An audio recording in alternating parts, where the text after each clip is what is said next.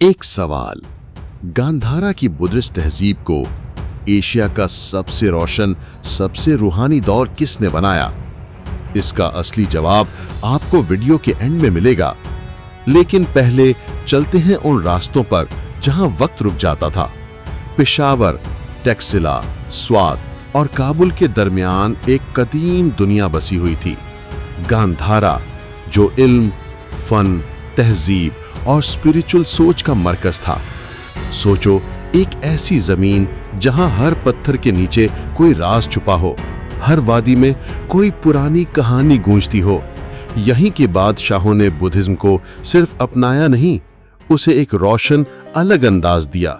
सबसे पहले आता है अशोका द ग्रेट, जो पहले एक सख्त जंगजू हुक्मरान था, मगर कलिंगा की खूनी जंग ने उसकी जिंदगी हमेशा के लिए बदल दी।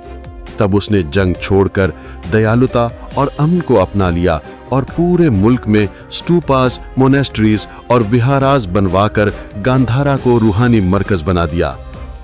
आप क्या सोचते हैं, क्या एक बादशाह सिर्फ एक जंग देखकर पूरी सोच बदल सकता है? फिर वक्त बदला और इंडो ग्रीक दौर आया। ग्रीक बादशाह मिनांडर या मिलिंदा, जिसने बुद्धिस्ट मंक नागसेना से लंबे गहरे इल्म वाले सवाल जवाब किए। इसी दौर में ग्रीक फन और बुद्धिस्ट रूहानियत एक दूसरे में घुल मिल गए और पैदा हुआ मशहूर गांधारा आर्ट, जहां बुद्धा को पहली बार इंसानी चेहरे की शक्ल में कार्व किया गया। आपका ख्याल क्या है? क्या ग्रीक और बुद्धिस्ट कल्चर का ये मिलाप एक तसद्दुफ था या किसी बड़ी तकदीर का हिस्सा? फिर आता है सबसे रोशन दौर कुशन एम्पायर का, खास तौर पर कनिष्का द ग्रेट का।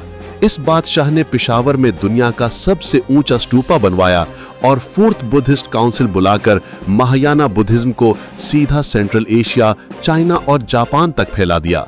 सिल्क रोड का दिल टैक्सिला की यूनिवर्सिटी और गांधारा के आर्ट स्टूडियोज इस दौर में अपने उरूज पर थे।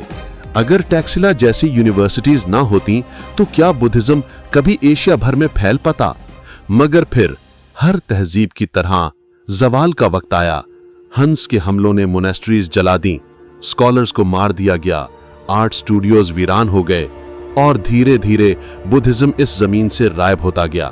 लेकिन आज भी अगर आप टैक्सिला की मिट्टी को हाथ लगाएं या स्वात म्यूजियम के स्कल्पचर्स देखें तो आपको महसूस होता है कि गांधारा की कहानी अभी जिंदा है। आप बताएं, आपके लिए गांधारा का सबसे अजीम बादशाह कौन है?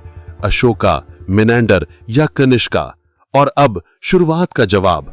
गांधारा को एशिया का गोल्डन स्पिरिचुअल एरा बनाने वाला कोई एक बादशाह नहीं था, बल्कि अशोका की दया, मिनांडर का इल्म और कनिष्का का हिमायत, ये तीनों मिलकर एक रोशन तहजीब बन गए। और अब आप बताएं, अगली वीडियो किस हिस्टोरिकल फैक्ट पर देखना चाहते हैं? कमेंट में लिख दें, हम अगली वीडियो बिल्कुल आपकी डिमांड पर बनाएंगे। एंड तक रुकने का बहुत बहुत शुक्रिया।